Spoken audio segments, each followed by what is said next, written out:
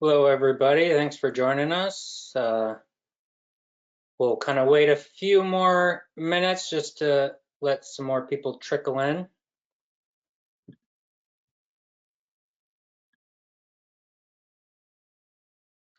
Thanks everybody for your interest in learning about social media today. Hopefully you come away from this experience with a few new tools in your tool belt.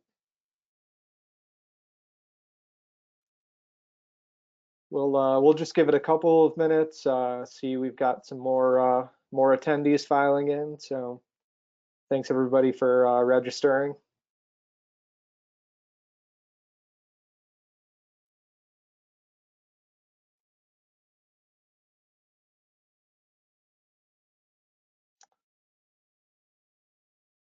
All right, looks like we've still got a few more. We'll get started here in a minute.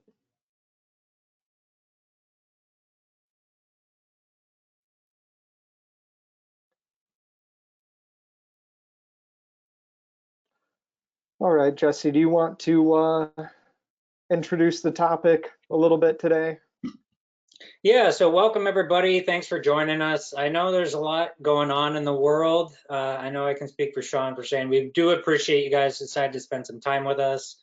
Hopefully you'll learn a few things and maybe have a couple of laughs. We think this is a nice kind of left brain, right brain, kind of examining the creative side of social media, but also kind of talking about the analytical side. I guess it would be rude for us not to introduce ourselves. My name is Jesse Severson. I am a digital content writer for Dean Houston, Chicago. And I'm Sean O'Brien, content and social media manager at Dean Houston, Cincinnati.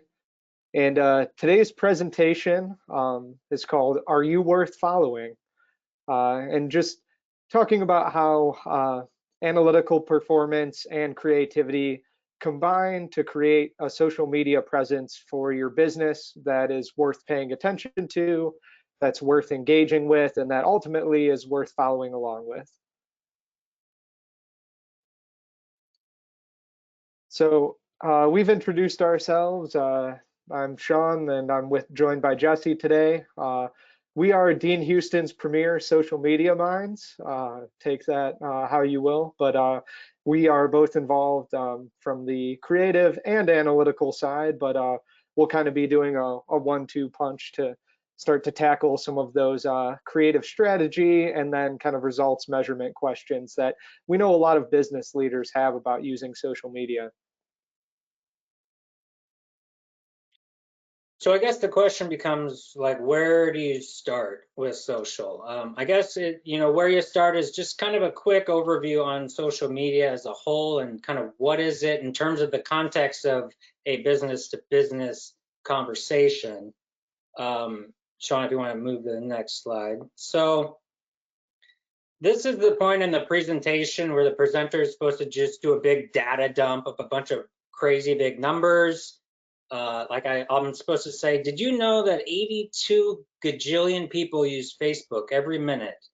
And then you think like, that sounds right. That sounds right to me.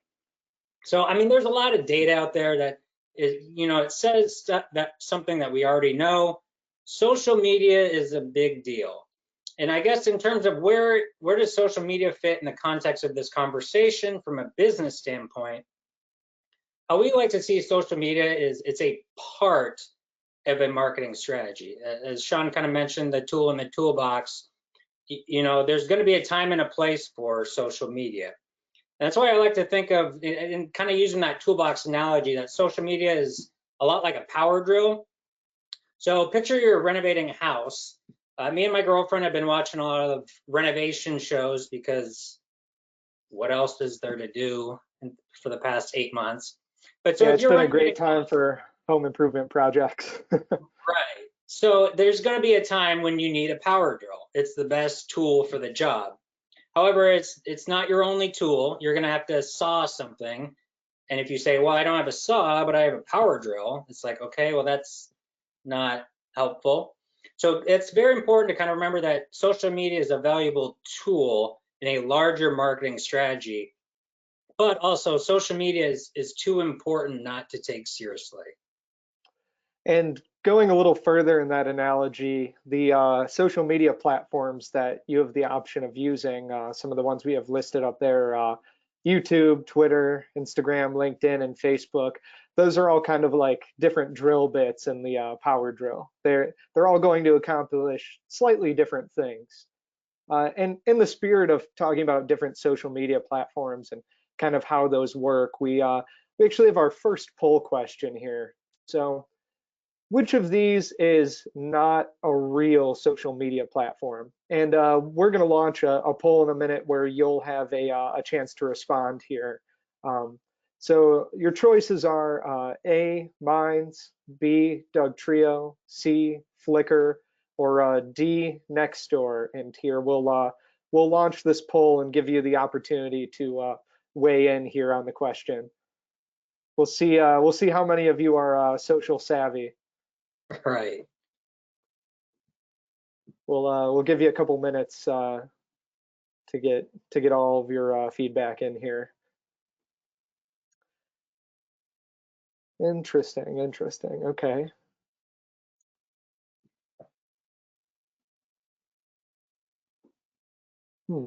Okay, the results are looking interesting so far. We'll share these in a second.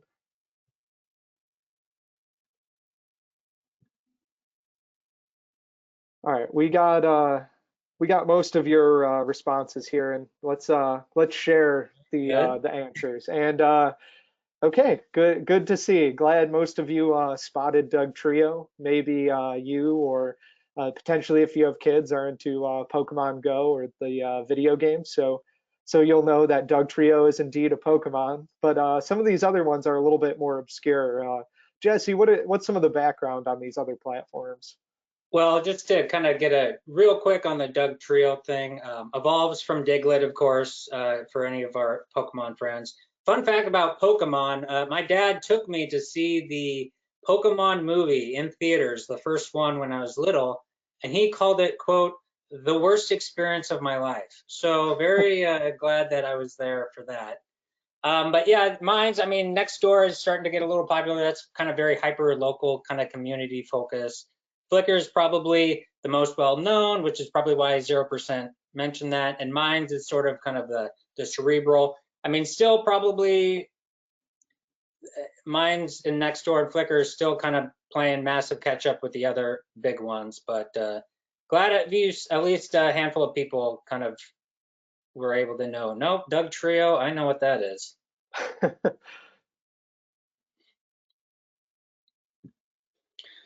So social media for B2B. We're seeing this less and less, this idea of like, oh, social media, my kids use that stuff. Pretty much everybody has some form of social media now.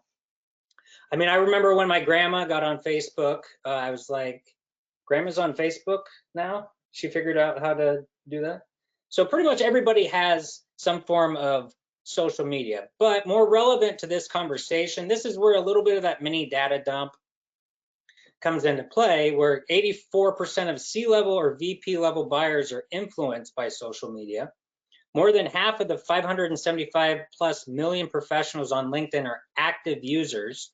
And we're no math experts, but I think that's around 300 million. Right, I'm right gonna around say.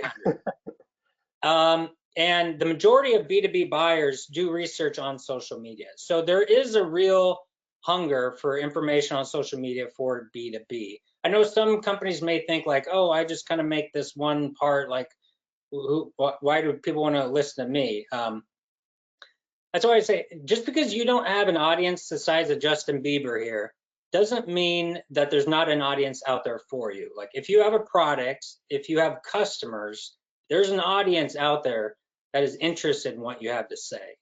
So that's very important to remember. I guess any comments or questions so far on this slide? All right, looks like everybody's got it. Okay. So just programming note, that previous slide was a test just to see who knew what Justin Bieber looks like. That was not Justin Bieber, that was Harry Styles. So if on the previous slide you thought, wait a minute, that's not Justin Bieber. congratulations, I guess. But yeah, this is the real Justin Bieber. So mistakes that we see some companies make on social. One thing that I've noticed is, um, you especially if you're trying to grow your social media. Obviously, it's going to be different depending on where you're at and kind of how many followers or what have you in the process. But if you're trying to kind of build it, don't try to be everything to everyone. I always say it's okay to not like every flavor at the ice cream shop. It's okay if your B2B company isn't aggressive on every social media platform. Like if you're an industrial company, like, maybe you can stay on the sidelines for now with TikTok. So if you're looking to improve your social, I always give the advice like get really good at 1 to 2. I probably lean more towards LinkedIn and Facebook as a good place to start. But don't just try to say, oh, we're going to do everything. I would say, no, get really good at a few to start. And the other thing, and we'll kind of bounce down to the bottom point first, that the idea of inconsistent posting. We see this sometimes where companies will post once a month and they'll be like, all right, we're active on social media. Like, no, it takes a little more than that. I don't want to get politics involved. Maybe some people are feeling a little nervous once I say that. So I don't want to get politics involved, but I'm going to anyway. So let's say you're campaigning for office. Like you really want to be the town dog catcher. It's something you're really passionate about for whatever reason. Like you're going to make sure you're out there getting the word out, making people aware of you. It's the same thing with social media. Like it's really, really important to get in the habit of consistently posting. We like to say, once a week is a nice starting point. And when Yeah, it and comes being to, consistent. And one thing to add to that, Jesse, yeah, being consistent is so important, especially between your major announcements. If you're only posting during an industry event or a product launch, those are obviously great times to post, and you definitely want to draw attention and engagement to those things. But if you're not posting the rest of the time, those announcements are going to fall a little bit flat. If you're continuously posting, you're making sure to be consistent, you're going to have a much more engaged audience that is much more ready and able to engage with your content when it comes around, and especially your bigger announcements, your product launches, your trade shows, your staffing announcements, those things. You want to make sure that you have some content to kind of fill the gaps. exactly. And that's sort of kind of leads to the next point of, in terms of the actual posting, one thing that we see some companies struggle with is just kind of they'll post with a short blurb with just a link to something on their website. It kind of comes across as like, okay, they didn't put any effort into this. That's not great practice for a couple reasons. I mean, it's not visually appealing. I mean, they've done studies. It's proven that posts with a nice visual or video do much better than one without. It's not very human. It just kind of comes across as like, all right, well, let's just get this posting over with. And one thing, if you're always asking the viewer to do something, like when you're just posting link after link, you're kind of saying, read our blog, look at our product, check it, look, go here, and then they're going to start to kind of associate your brand with like, oh yeah, they're always trying to like sell us stuff. And that can be kind of a scary territory to get to, because what tends to happen is either A, they'll just kind of zone you out. They'll kind of see it's a post from you and associate like, all right, they're just trying to pitch their product again. Or they'll just kind of like unfollow you and be like, listen, they just fill my feed up with them just kind of pitching to me. And they And call that in social media and content production the 80-20 rule. 80% about around there of your content should be educational focused or something that's at least delivering value, delivering some new learning, some new industry insights. And then 20% should be more of that strictly product focused promotion. So, if you go a little too hard on the product promotion, you're always asking them to do something that could be something that users could see as a little grating.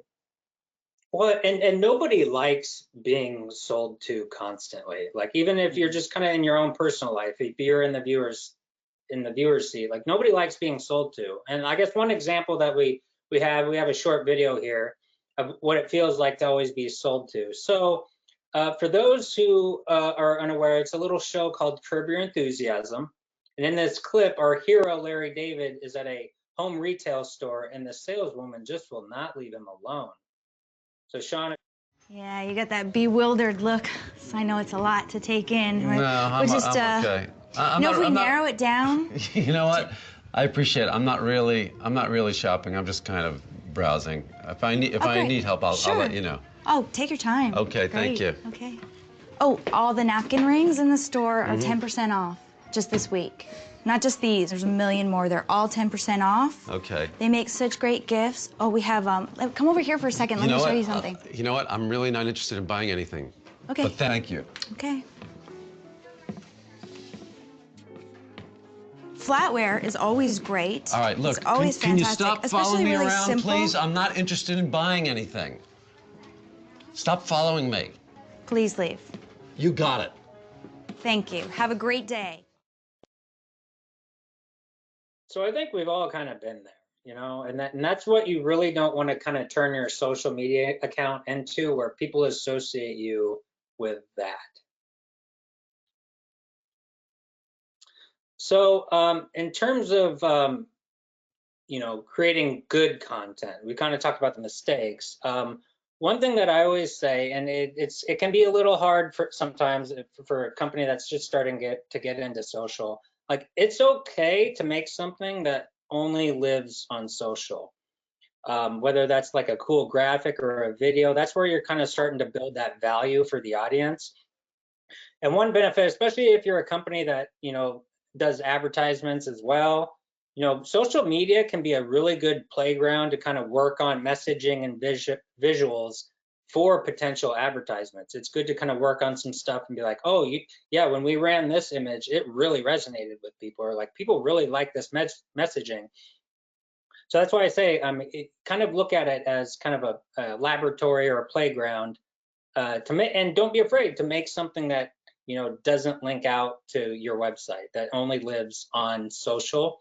And especially if you're gonna, one kind of tip, if you're gonna post a video, try not to post the link to YouTube. Try and, if you have the actual file, the video file, post that directly into the post. That's good for a couple of reasons. So social media, the way the platforms are created, they're optimized to kind of keep you on the site. So if you post the actual video file, you know, it'll automatically play as the person scrolls through. And I always say, like, if you're posting something, a link to YouTube to go watch it, it's like saying, do you want to watch this cool video? You're like, yeah, sure. And it's like, okay, well, go in that room instead. So that's why I say, don't send them into the other room. Just if you have a video, show them the video. And the last point, especially as you're kind of thinking of ideas or as you're posting on social, a strong governor for you as you're posting would be, would you be interested or attracted to this? And so if the answer is no, then you kind of have to take a step back and be like, okay, well, how can we do this differently? And that kind of leads me to this quote that I really love from Bill Bernbach. He's a famous ad man. He worked on the old Volkswagen ads back in the day. So he said, the truth isn't the truth until people believe you. And they can't believe you if they don't know what you're saying. And they can't know what you're saying if they don't listen to you. And they won't listen to you if you're not interesting. And you won't be interesting unless you say things imaginatively, originally, and freshly. And that's a really eloquent way of just kind of saying, you know what, you can post all you want, but if you're not saying something that's interesting in an interesting way, more than likely, people are just kind of, will probably just scroll right past you. Yeah, it's really important to make sure you're capturing attention, that you're creating, you know, creating content that is engaging, that isn't something that just meets the needs of promoting your brand or your product, but is something that's serving up at least some sort of value that is enticing to the social media user. There are so many posts out there, and if you can make yours stand apart from the rest of your industry, including, you know, competitors, and trade press and other organizations that kind of move around in similar circles, you'll be able to capture a lot of that audience attention and a lot of that, share of voice. Well, and to that point, Sean, if you post something that people find interesting, it's not even affecting that post. It's kind of the next post that you make. People are going to see you and be like, oh, what they posted last time was pretty cool. Let me read this too. And then that's where it kind of starts to get into a snowball of kind of people being engaged. The other important thing to this slide is kind of knowing where your audience is hanging out. So I say, you wouldn't hand out flyers to an underground punk rock show at the Senior Women's League Quiltathon. So maybe that's ageist, maybe Beulah is into thrash metal, but I'm probably going to play the percentages on that. So if we're talking business to business landscape, personally, I think LinkedIn should be the head honcho for a lot of different reasons. So Hootsuite did a study that showed that 4 out of 5 LinkedIn users are decision makers. Like, that's a good audience to have. And the best part about LinkedIn is when they go to LinkedIn, most people are doing so kind of with their business hat on. They're not poolside with a beer going to LinkedIn. Like, that's more Facebook and Instagram. And because of that, the messaging, especially if you're a business to business company, the messaging tends to be, I think, a little more effective on LinkedIn because it's stuff that a decision maker can kind of sink their teeth into. Like, for example, here, here's a few tips to improve your bottom line, couple of things to think about and for the next 3 to 5 years. LinkedIn, in terms of social media, I look at it, it's like less cotton candy and more meat and potatoes. Especially if you're working in an industrial business to business marketing field, which we know some of the folks on today's webinar work in that world. When you're talking to people who are very technically focused, for example, engineers or technicians, operations folks, they really want to know that the product or the brand that they're looking into has legitimate, tangible benefits, not that it's just kind of the cool brand or the leading brand. They want to make sure that when they're entrusting, their next equipment purchase to a brand, that it's something that's going to, deliver reliably and be an upgrade over a potential upgrade over what they were using before. 100%. So, I mean, as I say, Rome wasn't built in a day. I mean, you could take all the great tips and tricks and you're probably not going to wake up next week and be like, wow, we have 500,000 followers now. It's going to take a little time. That's why it's important to kind of have a vision of kind of looking short term, middle term, long term of kind of what that will look like. That's why short term, it's really important to kind of work on kind of building up what I call interesting based content.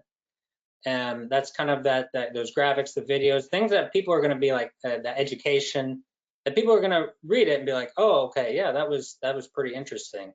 With a nice mix of like your offering based content. That's why, it's okay to get a plugin every once in a while. Speaking of which, subscribe, rate, and review to our Dean Houston Inspired podcast, wherever podcasts are available, wherever you get your podcasts. But in the the short term is really about building up your library of interesting things to say. So as you start to kind of get that library and start to say interesting things, you're going to start to see people sharing your posts, because that's what, I mean, if you see something interesting, they tend to be like, hey, this was really interesting, I'm going to pass it along. And the more shares you get, the more followers you're going to get. So that's kind of that midterm, you're starting to kind of see that growth. And hopefully long term, as you kind of build up your empire, customers could start to reach out with questions or concerns or kudos. And social media really becomes a bona fide platform for customer engagement, for product launches. And that marketing arm of social media is starting to look a little more like Arnold Schwarzenegger's arm. And I would flex, but with no gyms during COVID, it's, Yeah, and another thing to add here, Jesse, is I certainly agree with the the short-term, mid-term, long-term approach. You're not going to excel in all metrics at the beginning, so you want to make sure that If you're starting out in social media, or maybe you're continuing off of, just getting started, you're trying to take it to the next level, you want to make sure that your metrics goals are appropriate. So, maybe at the start, it's can we get consistent content together? Can we start to see, building up a little bit of a follower and impressions base? And then you want to make sure that you're getting that engagement further on, you're driving web traffic, and then maybe eventually through LinkedIn's lead generation features or through a campaign landing page, you could be driving leads and potential sales that are attributed to social media. So the goals evolve as your social media presence evolves. Yeah, that's really important, just because I know, if you have like 17 followers or something like that, like it can be a little intimidating. You feel kind of like you're going into the weightlifting gym with where everybody else is jacked and has six packs. But it's very important to kind of realize, like, measure success within yourself and kind of what does success mean for you, and not really, especially if you're kind of starting out, kind of don't try and compare yourself to others. Kind of view success within your own prism of success. So the Michael Jordan story. For those who don't know, Michael Jordan was a basketball player. He used to play for the Washington Wizards, but long before that, he famously did not make his high school varsity basketball team as a freshman, Michael Jordan. But he worked hard and he eventually made the team. And he eventually made the University of North Carolina, where he made the game-winning basket in the championship game. Then he got drafted to the NBA, the number 3 pick in the draft. And after he got drafted, he realized, like, I don't have to practice anymore. And he never practiced ever again. Very amazing. No, I'm being facetious, of course. The point being, like, you're always going to have to practice social media and continually put in the effort. There's going to be no point where you say, like, okay, I think we're done with social media. Good work, everyone. Like, no, it doesn't work that way. And it doesn't matter if it's basketball or social media or whatever. If you want to be successful at something, you need to put in the effort. With that being said, how do you tell when your efforts are successful? And now this is more of the results-driven part of this, the results brain piece of this, and the analytical brain piece of this. So what does it look like when social media is a success? So we kind of talked about things in the short, mid, and long-term planning, and in terms of kind of seeing results. But what are some of those results? What are some of those measurements? And how do you even keep track of those? So the first question is, do you understand analytics? Is that a language that you speak? A lot of times when presenting social media analytics reports, you can have a bevy of impressive numbers, or at least what may look like impressive numbers. You may say, we have tens of thousands of impressions. We have thousands of engagements. We have this many link clicks. We're driving this much website traffic. And the number one question you're going to get is, what do these numbers mean? Are these good? Are these, do these make sense in our industry? How do our competitors look? So numbers help indicate, but they're not necessarily equal to success. So before you really dive into data and starting to figure out what metrics you want to measure and what kind of benchmarks you're looking at, you want to figure out where you're going to pull this data from in the first place.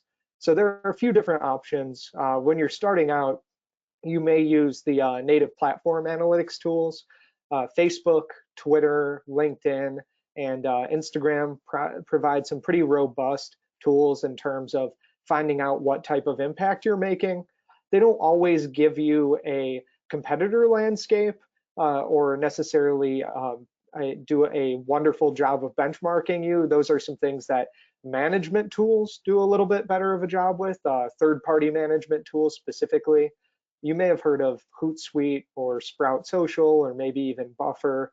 There are a few different tools out there that help to kind of manage your social media by helping you post and schedule, but they also help you figure out what type of results you're bringing in. And that can be split into several different categories depending on the type of post you're putting out, depending on specific campaigns. So those tools can go a little bit deeper in managing and benchmarking, or measuring and benchmarking your success, particularly against competitors. And then another way that we kind of see these things organized is whether you're pulling your analytics from native platforms or these management tools.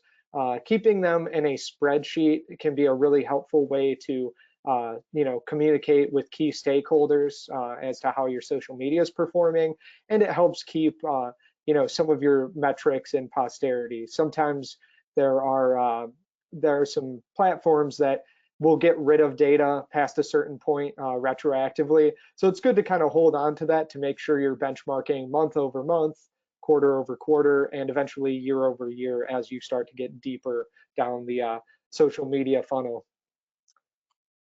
Our second poll of the presentation here is asking, where do you get your analytics? If you're currently using social media, is there a place that you prefer to pull these numbers and data points from? So we'll give you a minute to answer this question here.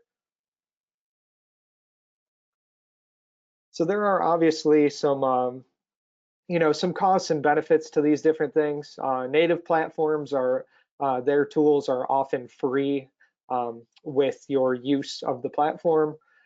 Sometimes you can pay to upgrade your membership in platforms, in certain platforms, or the type of analytics you get, especially if you're using ads. Management tools are usually subscription-based, and depending on their capabilities, including things like scheduling or managing your post content, and then also figuring out your analytics and pulling in competitor data, those can run you varying costs, and they're usually done on a monthly subscription basis.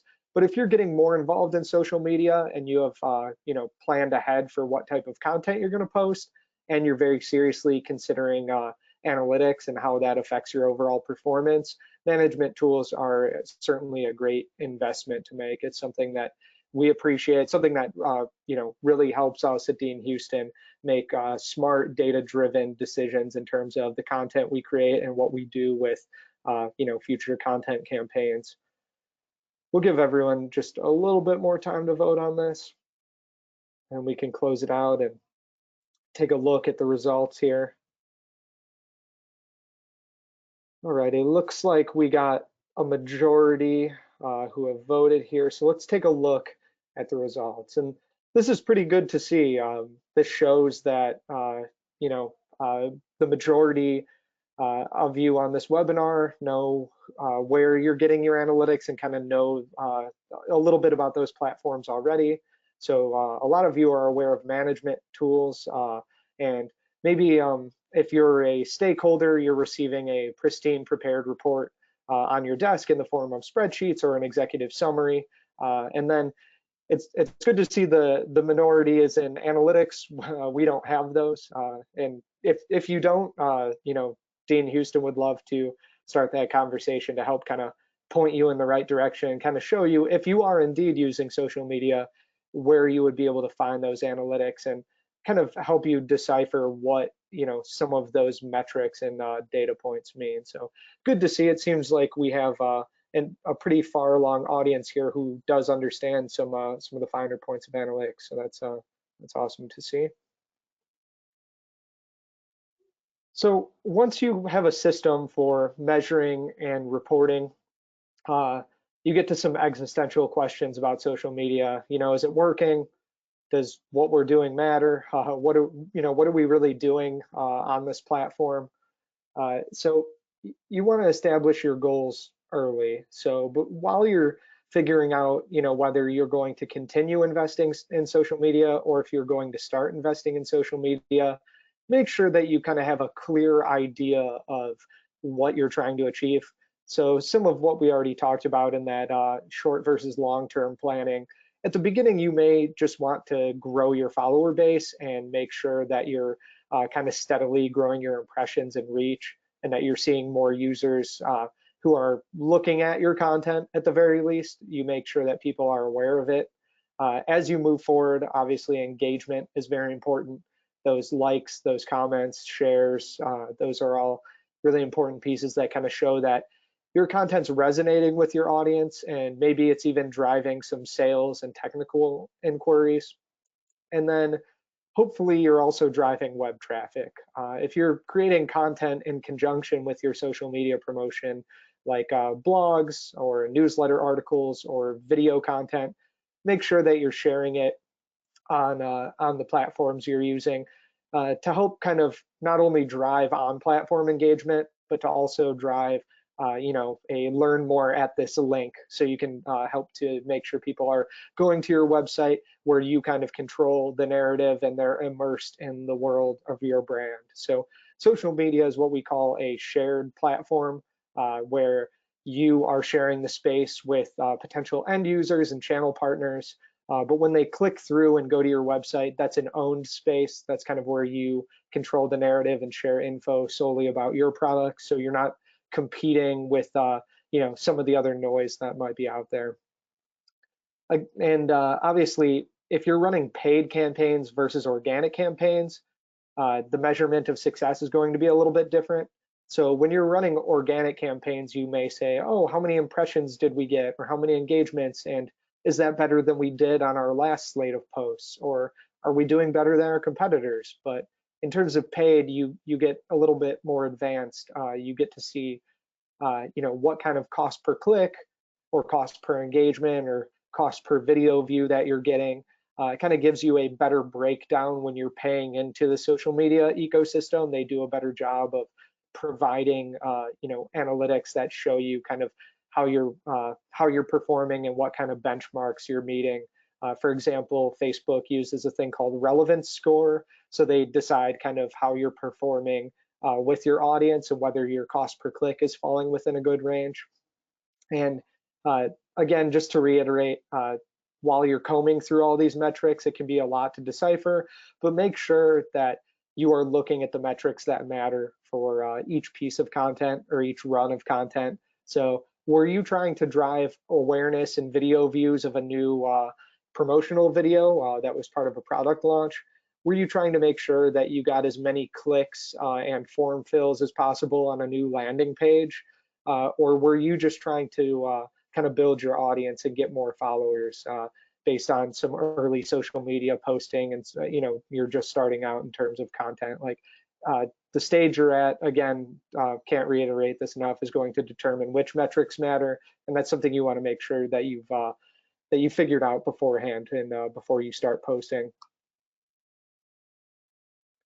So we all know that if we use social media, the platforms change over time.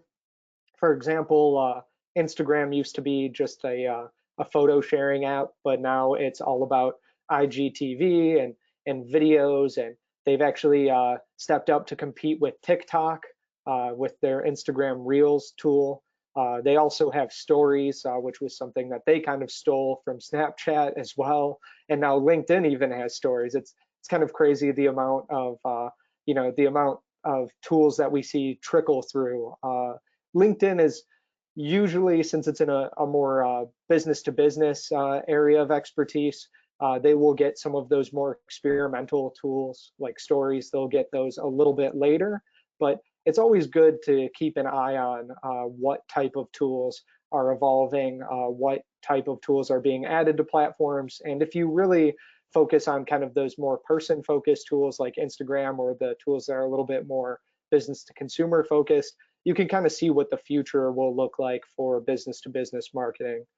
So things like live video are continuing to be important. That was the hot item a couple of years ago. That's something that definitely continues to be important. It's evolved a little bit into again, things like IGTV or longer video content, but you want to make sure that you're using all the items in your tool belt to really make the most impact possible. And then as these platforms evolve, they'll also jettison certain features, and this is why it might be good for an analytics-minded person to keep a spreadsheet. For example, Instagram started to get rid of public like counts in some cases, so it can be kind of hard to tell how your competitors are doing if you're not able to see the kind of engagement that they're getting on certain social platforms. So it's possible that may also translate over to other platforms.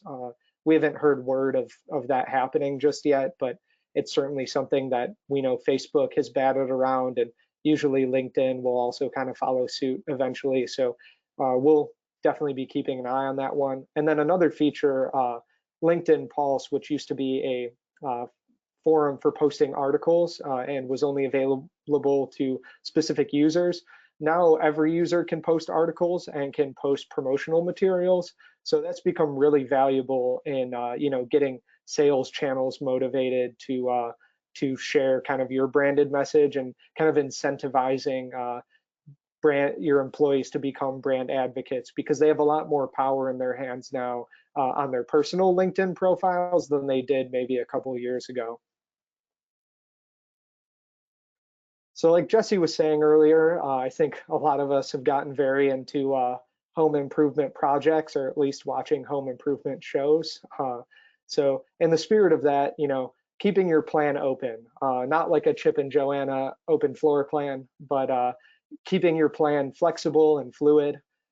Analytics can help you pivot throughout the year. So even if you have a content calendar, if the analytics on your content is kind of showing that a particular topic or a particular posting cadence, or maybe even a particular type of content, like a video or an infographic or a brochure or something, is outperforming the rest, you can start to focus on those pieces a little bit more. So analytics give you a lot of visibility over not just how things are performing, but what's really taking the cake. What is the biggest piece and should be the biggest focus going forward?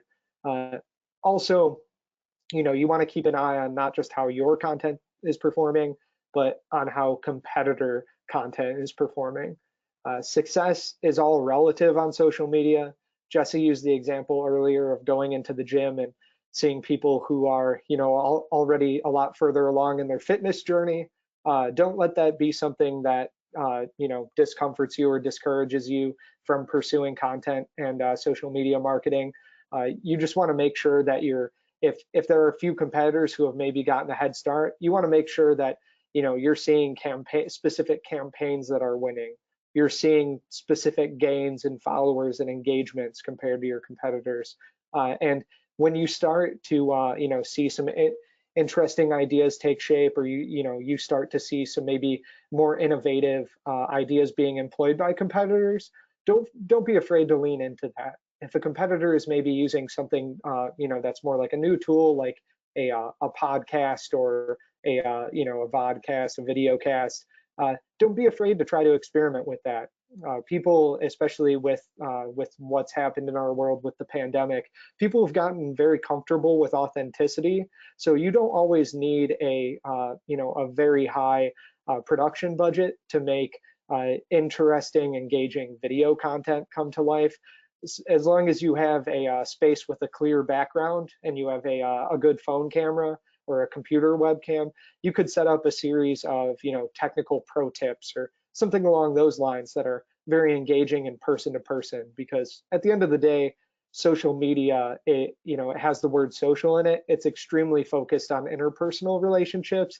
And if you can use your employees and channel partners to your benefit to help spread your message, then you're doing a really good job of using social media. So this is more of it's a metric of the present, but it is also kind of refining it is something of the future. Likes and engagements and link clicks don't necessarily pay the bills. So you figuring out a direct return on investment from social media, just how much monetary gain you're generating can be a little bit difficult, but it is becoming more and more of a common and plausible practice in the industry. So, we ask, does social really have a return on investment, and what does that look like?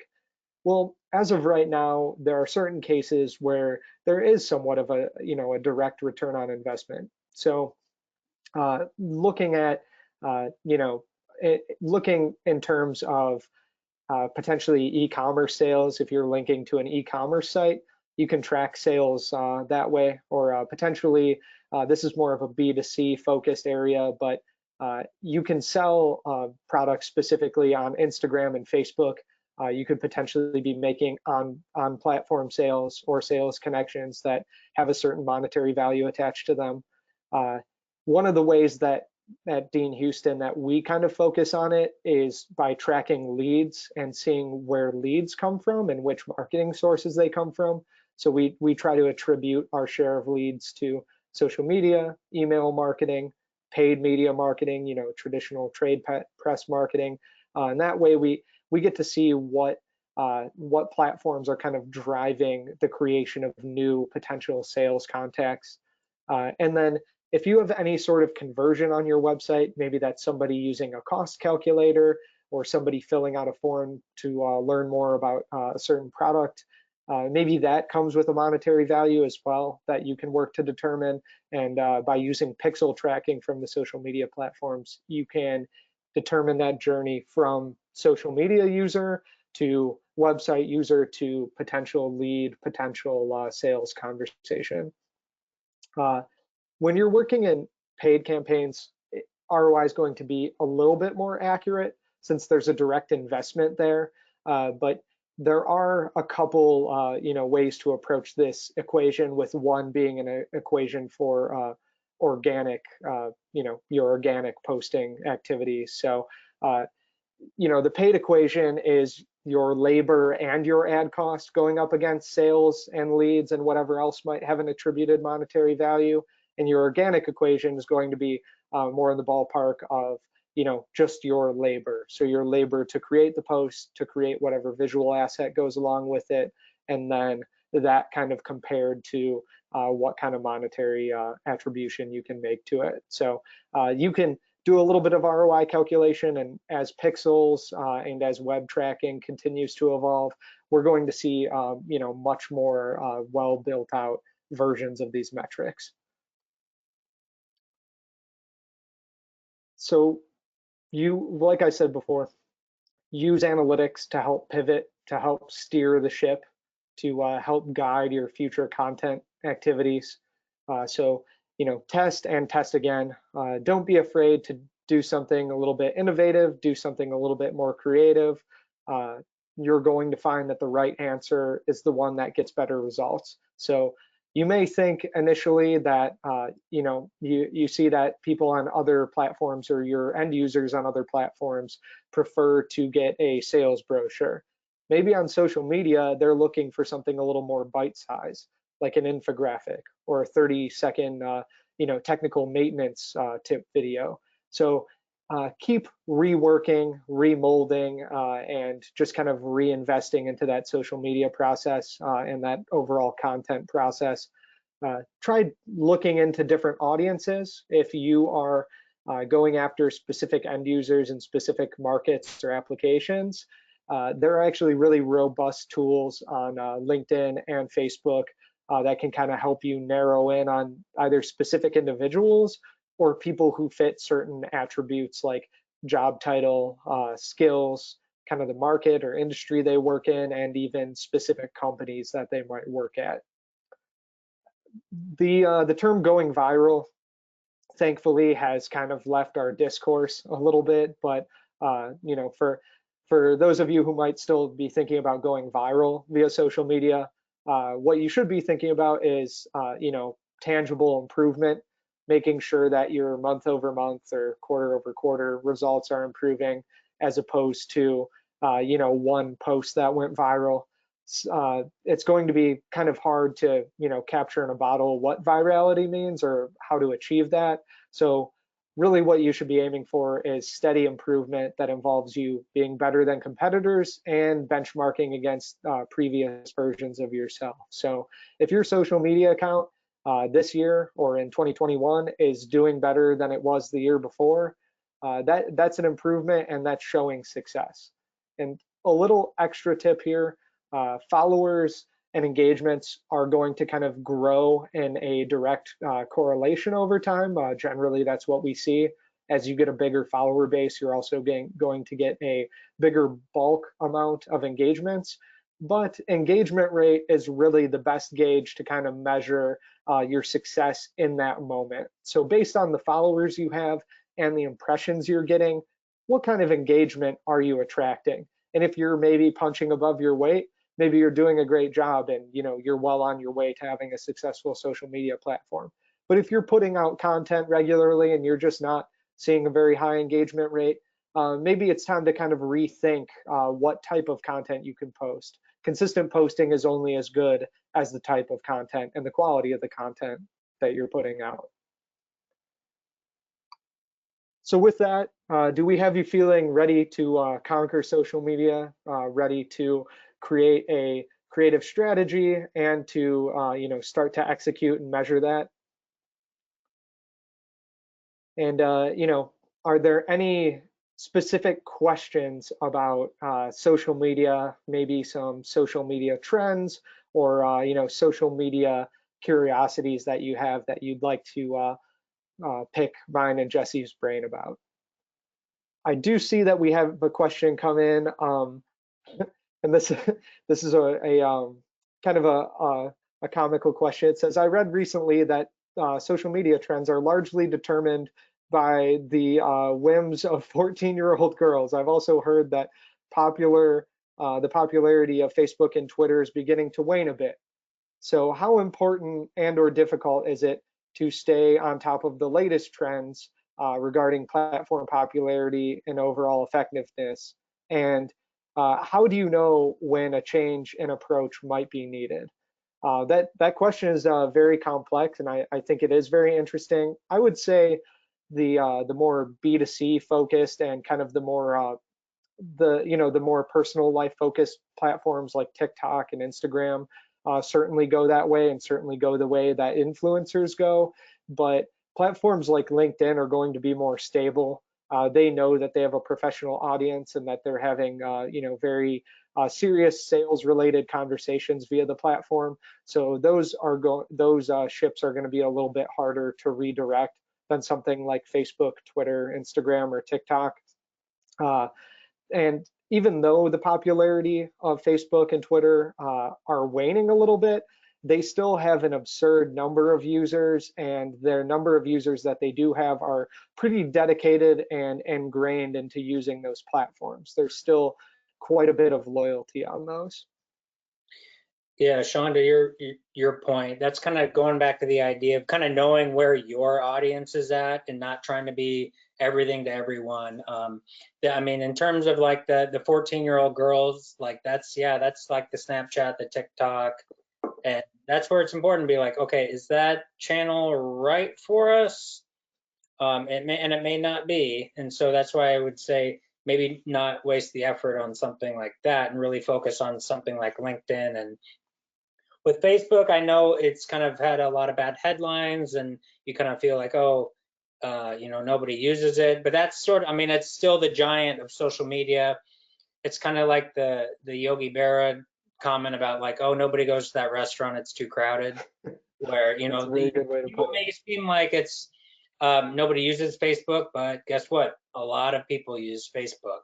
And one thing to emphasize there as well is there's a bit of North American fatigue with Facebook, but as you'll see kind of across the globe, it's still holding pretty strong and growing. So yeah, there are going to be some interesting regulatory conversations there, and just kind of the some of the ethics behind pieces of the platform. But really, that's something that continues to hold a pretty firm grasp over the public imagination in terms of our global society.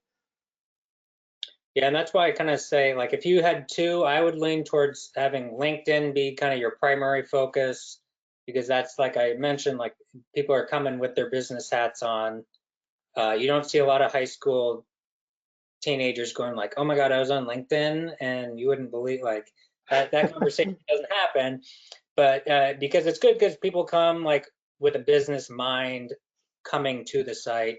And so if you're gonna have two, maybe like have LinkedIn for the kind of slightly skewing more business serious focus, and kind of have Facebook as your slightly more fun and less suit and tie approach as well. So we have a couple other questions here. Thanks everybody, and if we don't get to yours, I apologize. But we were asked, is it okay to repost evergreen content to catch new users, and what are the pros and cons of doing so? I would say, to succinctly answer that, I would say it's definitely okay to repost evergreen content. You don't want to be posting too much about one topic all in a row, or posting the same piece of collateral too many times in a row. But as long as you're kind of changing the lead in and changing the language around the actual post copy when you're putting it out. For example, if you have a brochure that is evergreen and offers some technical tips about a certain product line, you can repost that, but make sure kind of the message that you're using with it is maybe tailored towards a different facet or different benefit than the first benefit that you focused on. So if there are 3 tips in a particular piece of collateral, you can schedule out 3 different posts focusing on kind of the benefits or the merits of each of those tips. And that's a good way of mixing it up. So and kind of add my 2 cents on that. In terms of evergreen content, I would kind of, I mean, depending on the situation, obviously, it's not a bad idea to kind of give yourself a little bit of breathing room between posting it. And I feel like that's one of those situations where when it's you that's posting it, you think like, oh man, we just posted that 4 months ago. But for your audience, there's like so much stimulus that they're not going to be like, hey, wait a minute, they posted that 4 months ago. Just it's going to kind of leave their consciousness. So that's one of those where you judge yourself harder than the actual like how the audience would view it. So that's why it's really good to have a nice mix of evergreen content and I guess a time relevant content. So I would not. That's a long-winded way of saying if you have evergreen content, don't feel afraid to post it, but maybe give it a little breathing room. So another question, how do you see competitor analytics, and are there tools to access that info? So it kind of differs platform by platform. For some platforms, it's more of a manual process of pulling competitor data. But I know that a lot of the third-party management tools actually have competitor reports that measure follower growth, engagements, engagement rate, and then different types of engagements like likes, comments, shares, things like that. So if you're, there aren't necessarily a ton of free tools to do that unless you're working on it manually. That's mostly done within third-party management tools. Though LinkedIn did just, and Facebook has had this for a little while, they've introduced under their analytics tab a section to kind of focus on some pages to watch. So they will pick out pages that they find are similar to yours, and they will provide comparisons in terms of follower growth and engagement rate. And they also do that on Facebook. So there are some minor ways to kind of see competitor data within the platforms themselves, and that is free to access.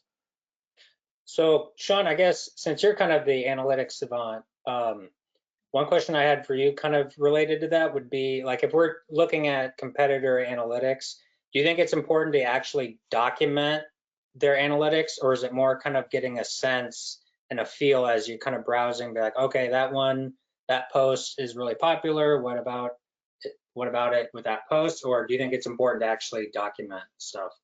I think you should have accommodation. I think the most important thing to focus on is, is your competitor executing an innovative type of promotion that maybe is a field that you're not playing in yet? For example, did your competitor launch a podcast and you're not working on a podcast right now, or did they launch something like a certain blog series or a video series or something? It's good to stay on top of those trends. Numbers are a great way to see how you kind of stack up, but seeing if they're starting to break any new ground is really going to be the most important way to keep up with them. So another question here about analytics. Followers on LinkedIn are growing while they are flat on Facebook and Twitter. How could you modify content or the same content for each platform? So it really depends. There's some obvious differences between certain platforms. For example, if you're posting on Instagram, you want something that's a very strong visual that's going to be visually captivating as people scroll through their feeds.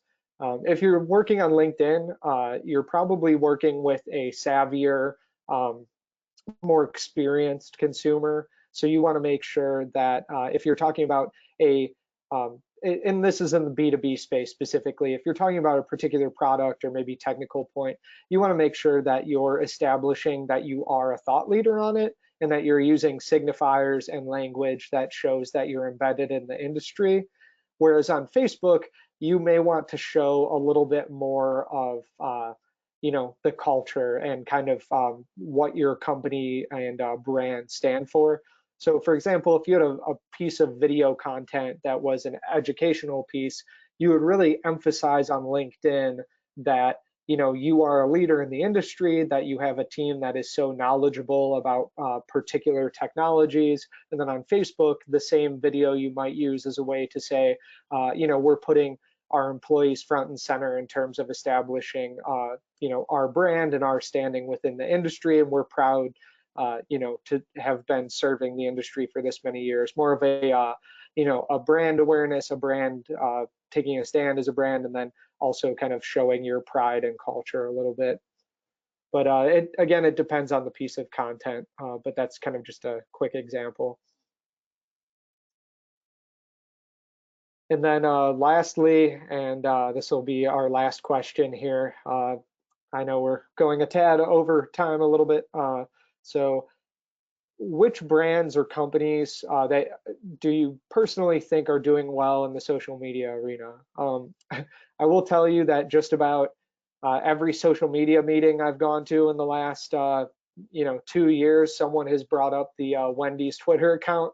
Obviously, that's not a brand position that fits every single brand, but really establishing your voice is so important, and that's a really good case study in being confident and deciding where you will and won't take a stand.